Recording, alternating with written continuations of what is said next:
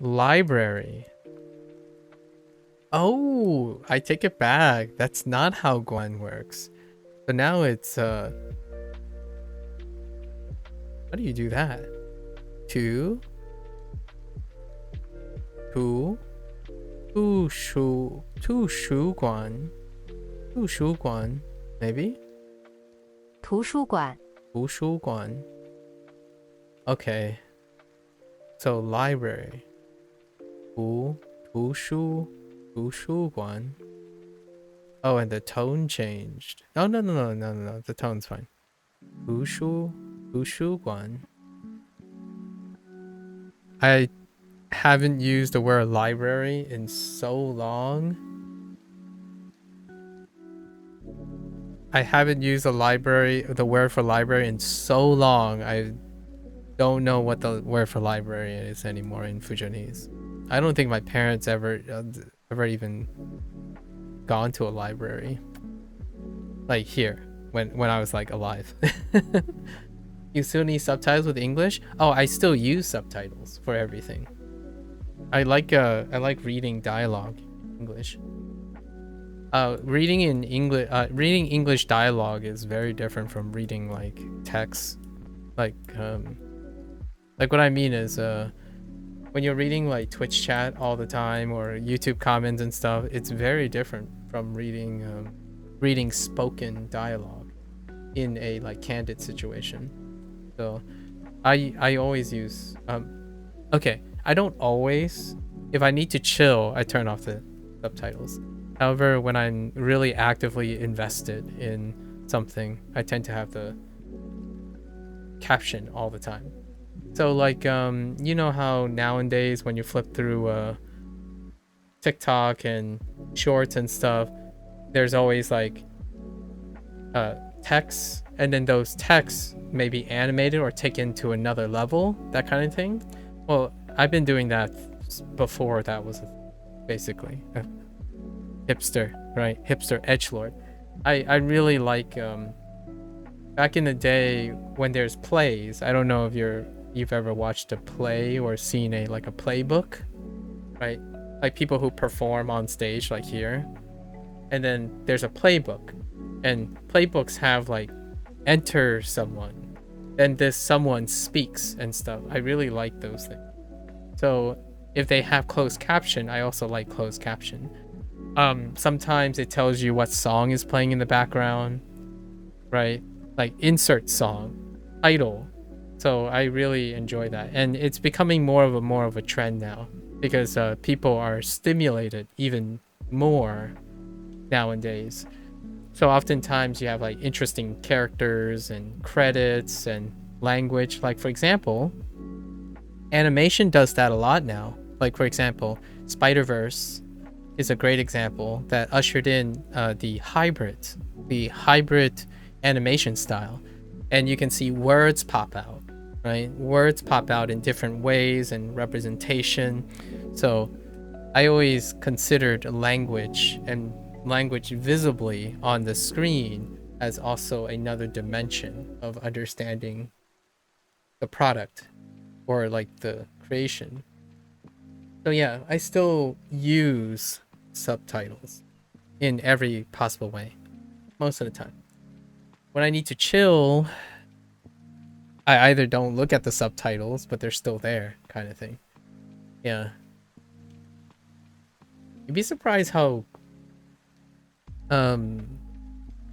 much training I have to put into focusing on something. Most of the time, when I was younger, I had a really hard time focusing on things when there's a lot of distractors. So instead of running away from it or like not practicing it, I started practicing it. So nowadays, like for example, if you have these two, right?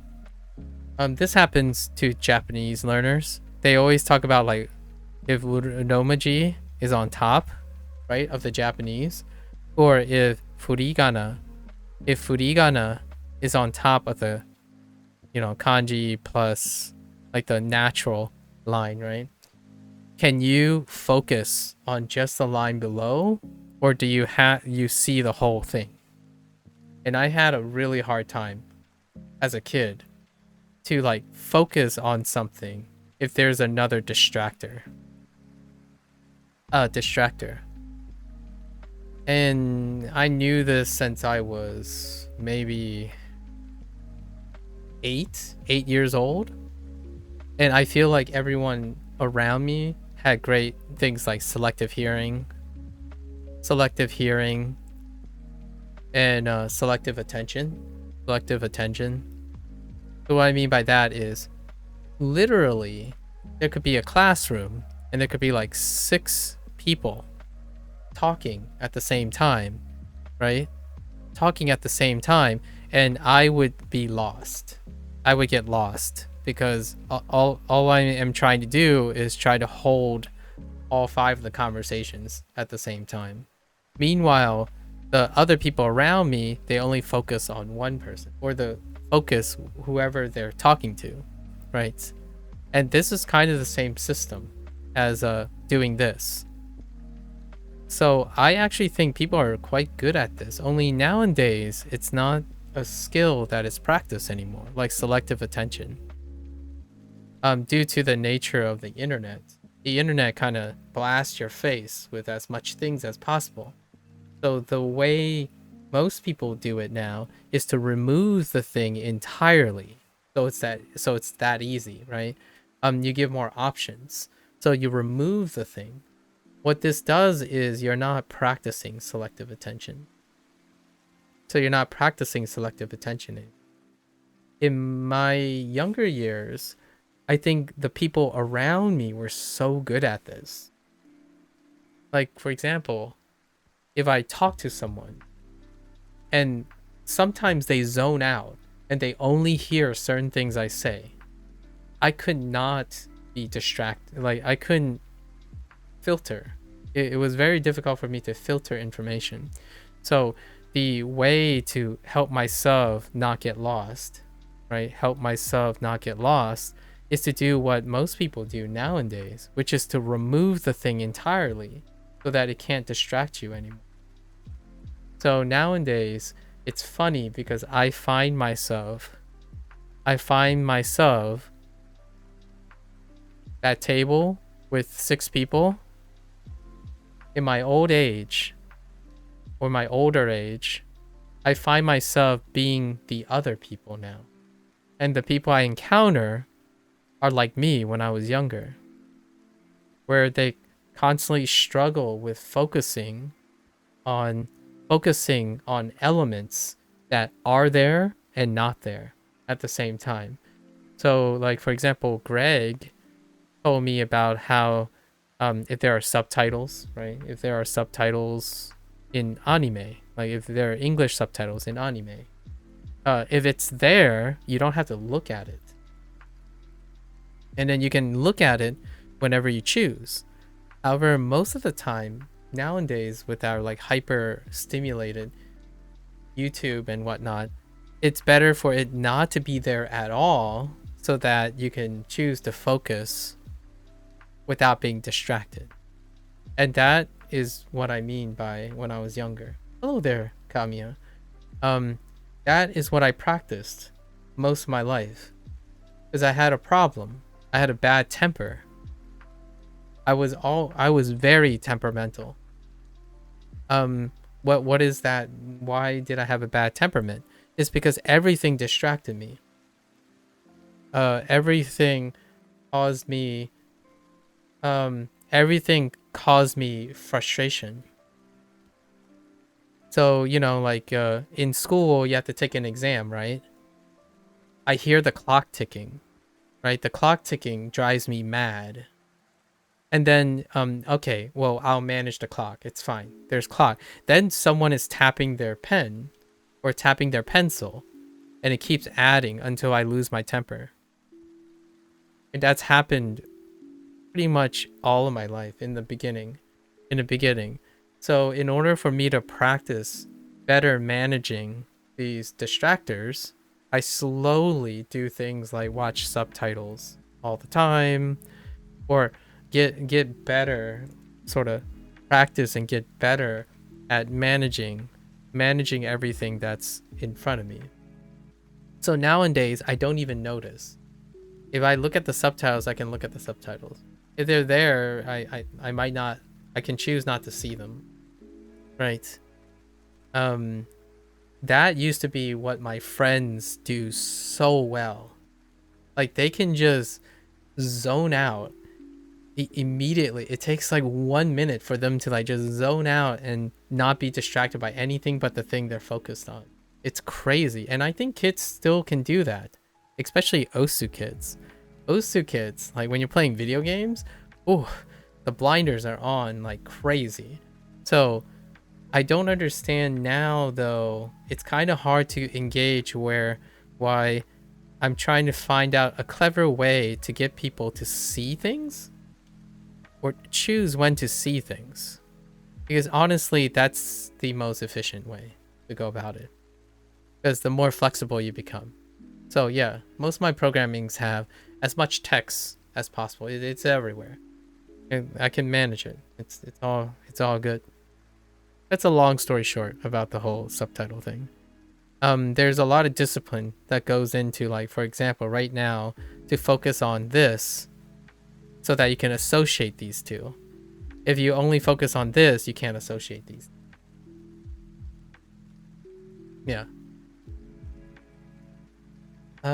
That's what I do. I try to understand the words before looking at subtitles. I get distracted too. I just try to discipline and manage myself, but there are times where I just can't. Yeah, that's what I feel, that if you know where you are and how you're practicing, sometimes you need to go take it off. That's good. Right? That's understanding your threshold. And for me, I have gotten that's what subtitles and other things have taught me. Like I'm able to not be disciplined enough that I don't like yell at everyone who's distracting me. I had such a bad temper when I was a kid. Like literally, if I heard my mother, right? I'm doing homework, right? If I heard my parents from like 2 rooms over or something, eventually I will get angry. Like I would get frustrated. Like I'm not gonna get angry at my parents because they're my parents, but I would get angry, so then I get nothing done. Have you ever thought about the imagery of someone like wearing noise canceling headphones? Well, noise canceling headphones weren't readily available and affordable these days, right? However, you relying on that technology doesn't necessarily mean that you are working and practicing how to negotiate the actual stimuli, right? So yeah, I did wear earplugs for quite a long time. Like a lot of places that I go to, I try to minimize the sensory input for a while. And then, I had to grow up and I don't have a lot of things. So then I just dealt with it, or I tried to deal with it. I try to come up with clever ways of not being so angry at everything. And my solution was, I just have to get good. And I know how that sounds. I have to get interested in the things around me. So instead of thinking about things like distracting me, how do I leverage them, right? And that's kind of where my temper went away. My anger management and my temper subsided as I got older and older, where now it's more like these are good things that happen as opposed to bad things that happen. I was really, really narrow-minded and full of myself when I was younger, as with most young people, because you have to make your own success and your identity in the beginning. I go crazy trying to listen to native German/Spanish or even Japanese without subs because you have to have everything so quiet. Yeah, fair enough. But we had the same childhood. It's a bit embarrassing that I used to get so angry at such small things. Yeah. You remember, Kamiya, you mentioned high functioning, right? Or you mentioned ADHD to some extent. And the reason why we had such a long discussion and talk about like certain strategies is I'm not kidding when I'm describing my old childhood that I may have been or still am on the spectrum. However, I didn't ever go and seek therapy or like a psychologist to find out because my life, you know, as I was growing up into adult, allowed me to manage the, you know, the slight, maybe the inconveniences. But I can tell you, I was juggling, I spent so much time being distracted that any singular thing could cause me to burst out in bad temperament because it felt like the world is overwhelming me all the time. Like I hate that there's so much noises around. Like everything seemed like it's 8 billion times loud, and no matter how fast I think, I can't process it all. So that was kind of the time of childhood. Nowadays it's not so bad. And technology kind of helps a long way, honestly. Do I use my mother tongue on subtitles? Unfortunately, I don't think that exists, XD. There isn't any written Portuguese. I don't even know what that looks like. At least I can. You might have to go to China for that. Yeah, your ADHD was definitely hidden by good grades and playing sports. Yeah. So, I was a gifted person. So what I mean by that is they identified me as a gifted person when I finally moved to a place that can afford those things. So early in my life, right, my parents did the best they can, but we didn't have like the choice of schools or things like that. However, when we did, then I was placed into a quote unquote special education program. They call it the special education, or a lot of people use the word gifted program, but I think nowadays that's kind of inappropriate. It's not to say that you're different is the word. The word that I would probably use is you require different things, different like thresholds and different pace.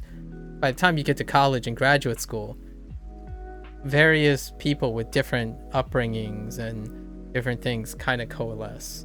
So as you grow older and older, the distinction between those things become lessen and lessen if the person is adapting to it.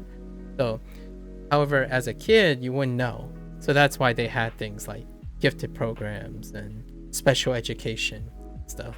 I always joke that I was special, but I always wanted to be not special when I was a kid. Like I wanted to be with all the other kids who like somehow nothing ever phases them and they always are able to focus on the one thing that they like. So like if they really wanted to play video games, like the whole world is absent. That's like I remember specifically looking at my friends or looking at my acquaintances. I'm like, how do you do that? Like, how do you enjoy the one thing that you can enjoy and have nothing else distract you, right? And occasionally I found that, maybe in video games, occasionally. But everything distracted me. It's just everything. It was insane. And it took an even more insane person, in my opinion, to think you can juggle that. And that's why I had a bad temper. I had a really terrible temper. My parents literally told me when I came back from college, or like occasionally I visit back from college, and then when I was in graduate school, that they made this slight joke that my temperament changed like over the years. And I'm like, yeah, because I managed to find ways to manage that stuff. So, and I'm not saying it went away. The mindset is different now. Like oftentimes I allow myself, I have enough resources to be distracted. So it's no longer a negative thing. So whenever I'm going, like, I'm not learning right now, right? For example, my younger self would probably be, my younger self would never get anywhere near streaming. That would not be a thing. That would be a foolish thing, because it would be kind of the thing like, oh yeah, I wanted to become a great streamer, but at the same time, I don't want to be distracted by any stranger who comes by. I just want to show my stuff, right? That was me when I was younger. I want people to notice what I can do, but not distract me from doing the thing. And if you think about it, there are quite a lot of streamers who are young, hyper-stimulated, who think that too. Where that being good, hyper-focusing on something and being good at it is the ticket to being able to connect with other people and expand. So now I'm the opposite type of person. You give up everything you focus on to focus on the people in front of you. And juggling interactions with people is one of the worst in my... it's one of the quote-unquote life skills that I think any high-functioning person would like to do without a lot of times. Because it's the most dynamic and unpredictable source of distraction. So when you think of like the prevalence of social anxiety in high-functioning people who are hyper-stimulated and conditioned to do so, it doesn't take someone who's high on the spectrum to also experience that. You have kids who are hyper-stimulated with underdeveloped interpersonal interactions, and that's their social norm. So then when you enter a person, that person either is going to go, they can go slower than you, faster than you, they cannot understand you, they can break your pace, they can completely derail all the thing you're focusing on in any single distraction. So it's the one skill that I focus on. Well, it's one of the few skills. And that's why I say that, because when I was younger, the solution, quote unquote, the solution to all that social anxiety, the ineptness, the distractions, the negative core, are all the things I'm talking about now. Problem solving, exercising empathy, practicing communication, and understanding how to interpret and synthesize people's comments and behavior while leading your own conversation. And the longer you do that, the longer you continue to do that, it brings down all the things that deal with high functioning situations. Because that stuff will make you really angry, really anxious, and feel like you're not in control because you don't dictate the cadence when you're talking to people. Usually it's like a give or take thing. So I have an overemphasis on communication most of the time. Not how to communicate per se, like what you use to communicate. Okay, I take that. It's focus on how you approach and respond to communication, not what you know about communication. You can be a hyperglot for all I know, like hyper polyglot. With all that, you can still lack communication skills between two people, right? A genius doesn't make you a great communicator. A lot of times it actually takes away from communication skills. Like you could be blurting out all the things you know, and that person next to you have no awareness of what you're trying to tell them, right?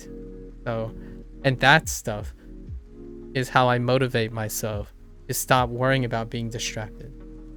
And now I do it all the time. I'm streaming now, doing the thing I do most of the time, and it's happy feelings now. Like I'm used to it. It's so normal to be distracted. Kind of like right now. It's like an inception point. I smile about it all the time because now this is my norm. It's so normal for me to be in a situation like that. I can't tell you, man, I was such a hothead back then. Like, shh, I'm getting my stuff done. If you distract me, for every 5 minutes I have to waste talking to you, like you know, it's like you're always counting time. Think about like language learners. You're always counting times. Like, oh, this is the fastest way. This I know how that feels. Trust me. I'm so far from that because it's improved my quality of life. Because the next time you worry about time, your friend is gonna say, oh dude, let's hit up Helldivers too or something. And you're thinking, okay, if I spend 15 minutes on Helldivers, that means I would lose out on 15 kanji a day. So how am I gonna make up that kanji? Meanwhile, your friend's gone. Like your friend's just gone. Like all right, I'll let you go. It seems like you really don't want to spend some extra time elsewhere with unpredictable results because you're focused on your time and your efficiency. That was how it feels like to be an uncontrollable high functioning person. Your compulsions are like destroying your support system. Like you're unable to make friends. It's insane how often I thought that.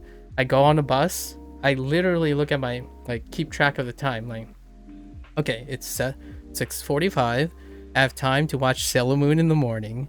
And then it's like 5 minutes before the bus. It has a range of like 2 to 3 minutes. We get to the bus. The bus should be arriving now. If it's not, I get so ticked off. Like, I'm standing there and it's like the bus is 3 minutes late. It's like outside the range. It's an outlier, but it still makes me like incredibly angry. So then I'm on the bus. I'm like counting the amount of time that bus rides. It's so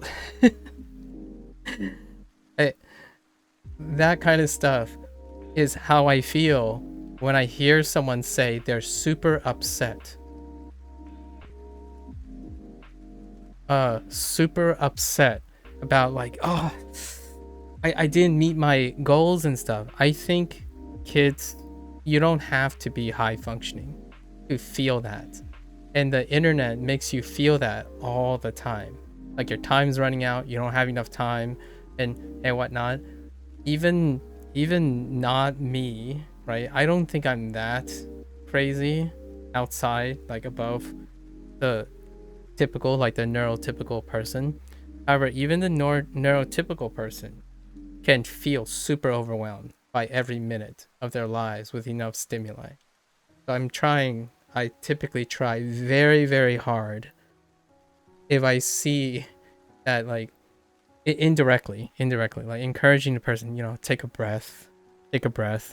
If you spend 15 minutes interacting with someone, you have no idea what the potential of that 15-minute interaction could be. You could actually, with the sacrifice of 15 minutes, yeah, you could have lost the 15 minutes, or that 15 minutes comes back and provides something else that makes you even more efficient, making up for that 15 minutes. So the whole idea of investing forward is a excellent way of trying to offset that urgency. So lots of people are always urgent, right? Oh no, if I don't get to N1, you know, if I don't get to N1 in 1 year, then I'm a failure. That kind of thing. Oh, I've been there.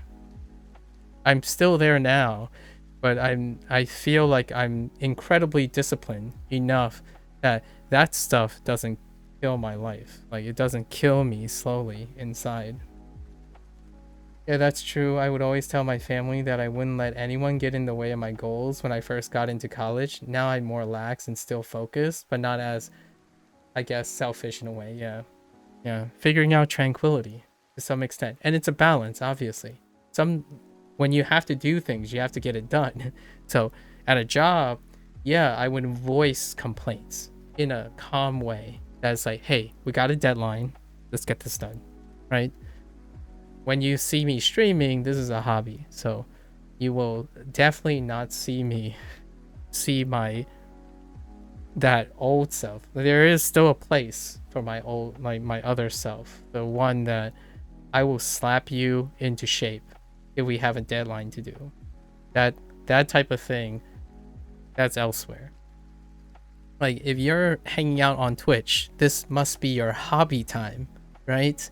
So reminding everyone that they have things to do during their hobby time, that might not be the greatest form of escape, right? I feel talking meanwhile you are learning helps to not overwhelm and help you learn better. Yeah, indeed. It's a time worth investing. It's a time worth investing. I shared this a lot of times. I think this is the stuff that resonates with a lot of younger people nowadays, because I truly think that the vast majority of younger people have not grown up, have now no longer grown up in an environment where people have fun sitting down staring at the sky. If you know what I mean. Like, life is more than numbers. I know that sounds cliche, but you'd be surprised how apt that comment is. Life is not just a number in so many ways. And maybe that will change in the future. I think that's one of the biggest reasons for the incredibly high appearance of quote unquote ADHD like stories. You have had so many times where people don't participate in a group project. I panic and start as early as possible and like grind out 7 hours of work. Yep. Just so I can be sure I'll be okay, and now I'll try to set aside better time so I'm not so overwhelmed. I see. So not having control over your group mates can be so frustrating because you just want to be done with something. Yeah.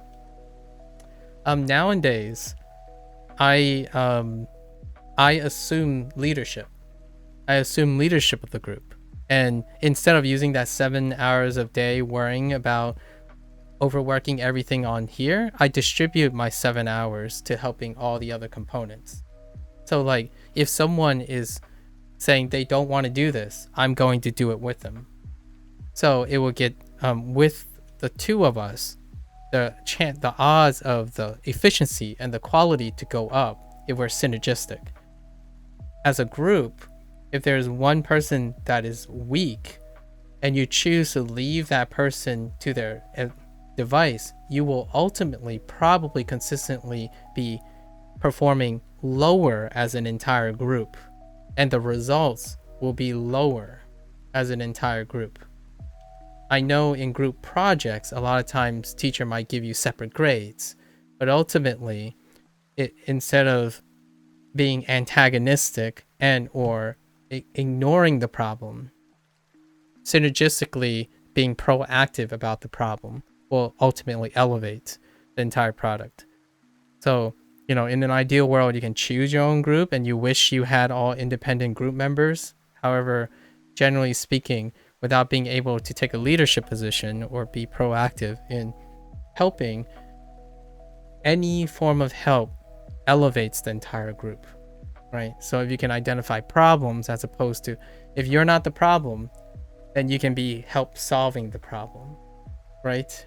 That's not my problem, I won't deal with it, or I don't want to work with it, right? If you don't solve problems that might not be your own problem, you can, when that problem comes up for you, you might not know how to solve the problem either.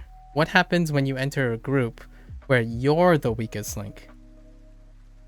Helping someone who may be the weakest link one day may help you overcome things and see when you are the weakest in the group. Not operating on the assumption that you're always going to be the strongest in a group. There will come a time when you will be out of your element.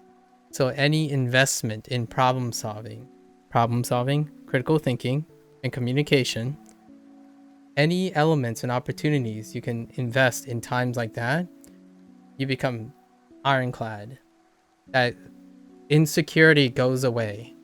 The the feeling that you don't have enough time to do something, you'll make time.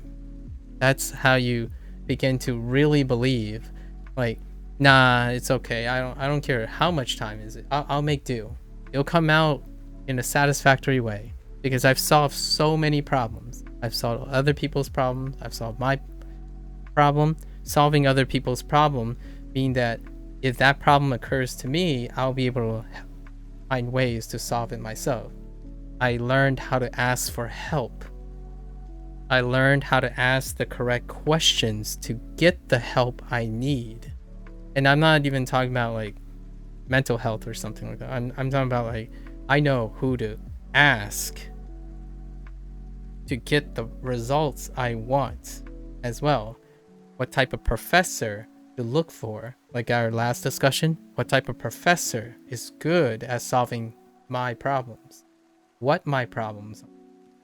So all of that removes so much anxiety from not having control, because now not only do you not need to know the answer, you know how to ask the right questions and the right people and what to look for to get your problem solved when you can't solve it yourself. And that's how you assemble, right? That's what leads to assembling great friends around you, great family around you, and all the people that can support you when the going gets tough. So when I'm like having a miserable time and I'm basically in an emotional train wreck, one of my friends reached out to me. That's kind of the idea. It's like it's the mantle that protects you from all of the uncontrollable elements. And that's number 4 of the thing that I usually focus on. I ask the person when someone says, I'm having a hard time, or I need some tips for learning, or I feel really upset, I usually lean on what their motivations are. If they can express themselves. If they can, then we'll stick to that. If they can't, the other question is, do you have a friend? Do you have a family member? Do you have some close thing that you trust? Because you have to build from that. When you have a problem that you don't think you can solve and you're asking someone else to solve or like to offer help, you have to be able to also explain and be able to, evaluate what the problem is. Then that person can help. However, if you can't do any of that, or when you're indicating, at least to me, that you can't do that, having a close friend or the people around you that already observe these things would be the next source. So that's usually why you can find tranquility, not just within yourself, but you can also equip yourself with the ability to express the right questions, get the right help, and also surround yourself and protect yourself with people who can complement your deficiency, right? Or what if you feel like you have deficiency. And that's for a lifetime. A life is, in my opinion, the most comfortable when you know if you're in trouble, you know where to get help. If you're on fire, you know how to invest that time, right? When you're doing well, you know how to reinvest your time. And this is kind of what I'm doing, or at least for now. I like to ask what it is that you don't understand about a question or problem and just try to help even if I don't know the answer. Yeah. And doing things together. OP. Doing things together is incredibly underrated. You don't slow down because you're becoming less efficient, in my opinion. You don't get slowed down by another person. You don't slow down for another person. You are doing more. The two of you are doing 2 people's work. Of course you're going to slow down, right? But you have no idea how much two people can produce together versus one person. So that's kind of the idea. I think the hyper focusedness on like pace and how fast things are diminishes the quality and potential of that. Yeah, sure, it's slow at first, but you don't know what you're going to learn from that. You can choose to hyper focus on the things you care about. Like if your goal is to get the project done as fast as possible to get like your minimum grade requirement that you like, which is an A, then you're only going to do that. If you spend 8 hours by yourself, it pales into comparison than spending 8 hours with someone else.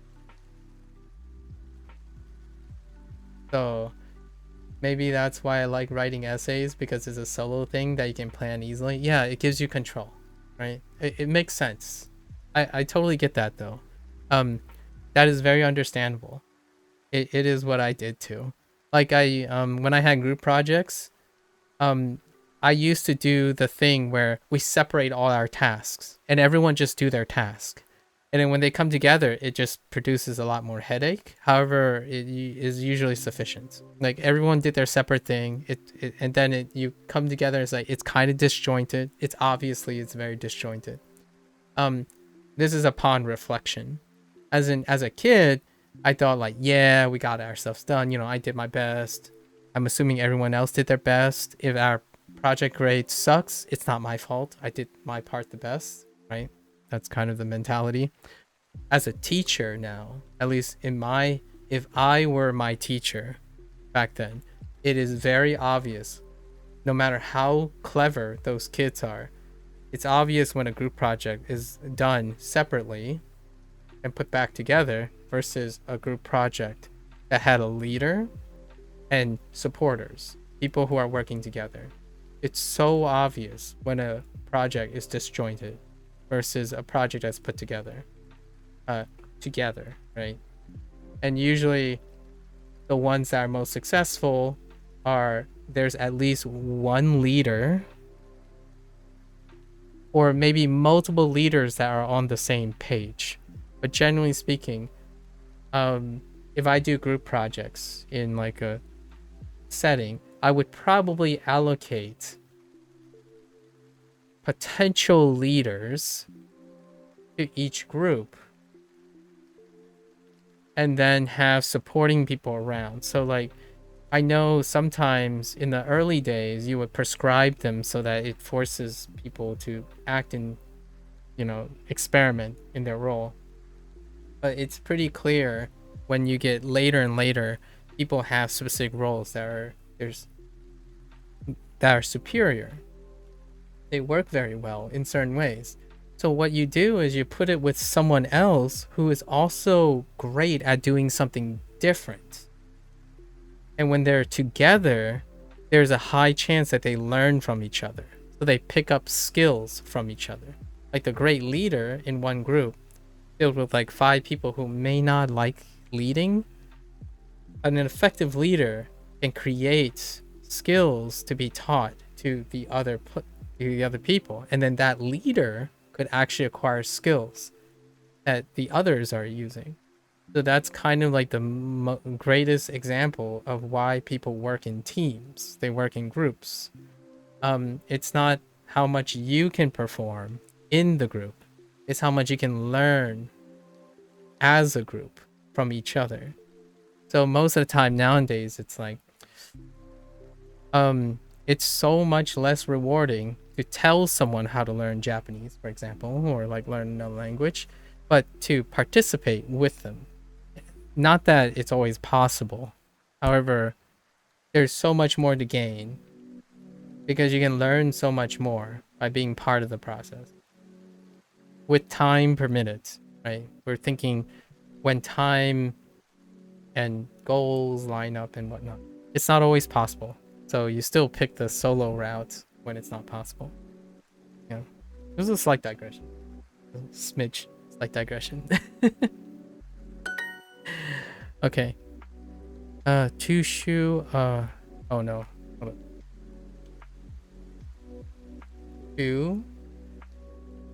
구, 구, 슈관, 구, 슈관, 슈관. Get back. Sorry.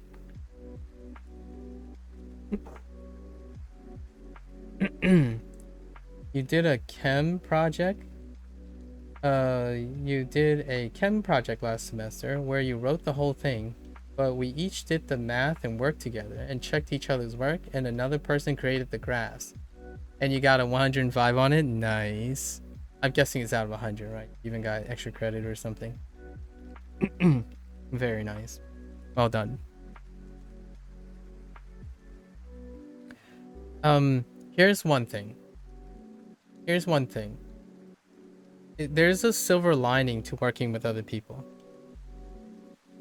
So here's the thing. I've worked with people where it's gotten to the point, if you're working with people and you know, and you made it, like, you've invested in other people, you'd be surprised when things don't work out, how it still worked out for the other people. So like, I would take on the challenge a lot of times. Like, it would be irrelevant. Like, okay, this person clearly isn't, you could say like, oh yeah, this person's struggling, but then you think like, oh no, yeah, no one would take that person because it would make more work for them. But if you took that and you know you're gonna put in time to it, getting a 90, for example, instead of 100 potential max, that person, you have no idea what that person's future is gonna be like. You might have unlocked some, like, the potential in that person, and when that person sees a 90, it is greater than possibly their 70 they were expecting to get, right? And that's what I mean by investing in people. If you have enough of those moments, it doesn't matter what the end goal you got, it's the sum total of what's happening. In my opinion, if I am able to get 10 people to improve their grades by 10, for example, so let's say I have a class of 15 students and they all have 70s. As opposed to picking the most highly potential person, right? The highly potential person to get an A, for example, I would distribute that and elevate all of those students at the cost of one superstar. Because the odds that any one of them can elevate their performance based on that investment gives greater return. I don't know if you're into business or something, or people are into business, but a lot of times it's a perspective of diversifying. So would you, if you were given $100, would you put all $100 on one thing, or would you put $10 on 10 things? That doesn't mean like either or would come out on top. This is more like a philosophical / business question. I would invest in more people than I would invest in one person. So knowing that, sometimes I wouldn't even put myself in that category. So like, if I had time for myself, I will also make time. I would like to distribute a lot of my free time among a lot of people. And those people, any one of them, it's kind of like a privilege thing, right? So if 1 hour of my time is worth, say you really do know how much time you're worth, it's like 1 hour of your time is worth $50,000. How much does $1,000 worth to someone who has nothing? Versus you keeping that $1,000 by investing it on yourself. So that's kind of like a return on investment, right? Yes, sure, you're gonna get a lot of empty return on investments, but the idea is your odds of coming out on top consistently is that you diversify, not put all your eggs in one basket. And I do understand that most people, if they were taking bets, they would bet on themselves And that's perfectly fine, right? That's someone who's very confident, who knows what they're doing. That's great. If I have an imaginary number of resources, if 100 of my 1,000 resources can be distributed to other people and produce massive returns, like have the potential to put massive returns, holding on to that 100 is not anywhere as big, right? Like if you already have 1,000 points, what's another 100 points? Well, it means something, but it probably means a lot less than someone who has 0 points and you gave 100 people 1 point. That's from 0 to 1. From 0 to 1 is gigantic compared to getting 900, between the difference between 900 and 1,000. So that's kind of the idea when it comes to like business logic, if you want to like use numbers again for stuff. So for me, if someone was asking me, do I want to get famous? Do I want to make money? And I'm like, well, there's always a time and place for that. Like, I don't need that right now. So what is the most valuable thing you can do? Invest in people. Because you just never know. You never know. At least that's my opinion. I didn't get lucky in life because I didn't try to get lucky. I got lucky in life because I kept spinning the wheel. I kept distributing. Any extra time I have, I'm investing, right? I like playing the lottery, but not really. Well, let's just not equate it to playing the lottery.